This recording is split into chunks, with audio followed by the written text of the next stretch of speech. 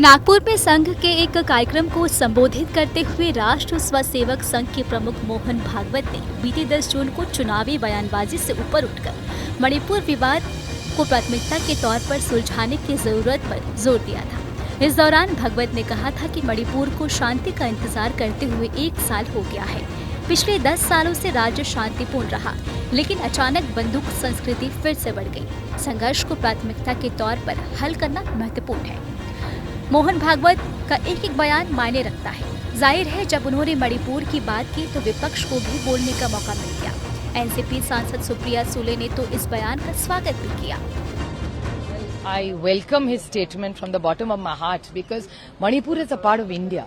It's an integral part of India, and when we see our people suffering so much, it is extraordinarily disturbing for all of us. And this is something we have been asking.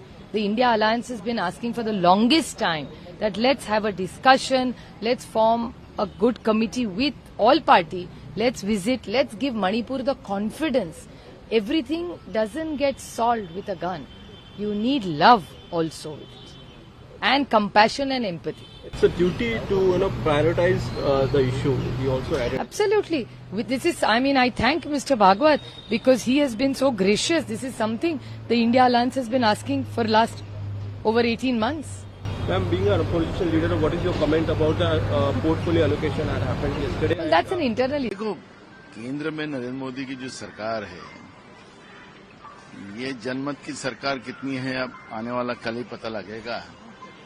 और तीसरी बार प्रधानमंत्री बनने के बाद उनको जो हम थोड़ी बोल रहे, उनके ही जो आरएसएस के जो चीफ है मोहन भागवत जी, उन्होंने भी कहा कि घमंड ज्यादा दिन नहीं टिकता, ऐसा उन्हें इशारा में कह दिया है।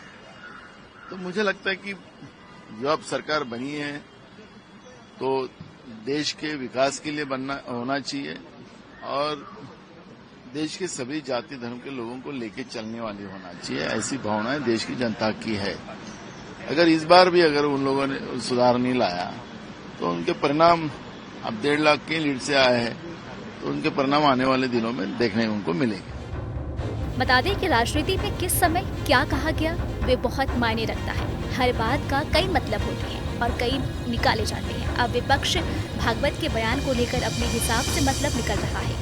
जाते जाते आपको सुनाते हैं कि मोहन भागवत ने आखिर क्या कहा था। और चुनाव प्रचार की या चुनाव में जो होता है उसकी बात ऐसी है, वास्तव में तो प्रजातंत्र की अनिवार्य आवश्यक प्रक्रिया है और उसमें 2 पक्ष रहते हैं, इसलिए स्पर्धा रहती है तो दूसरे को पीछे करने का, स्वयं को आगे बढ़ाने का काम होता ही है, होना ही चाहिए। परंतु उसमें भी एक मर्यादा है, असत्य का उपयोग नहीं करना। चुने क्यों जा रहे लोग संसद में जाएंगे, बैठकर अपने देश को चलाएंगे, सहमति बनाकर चलाएंगे। हमारे यहाँ तो परंपरा सहमति बनाकर चलने की है।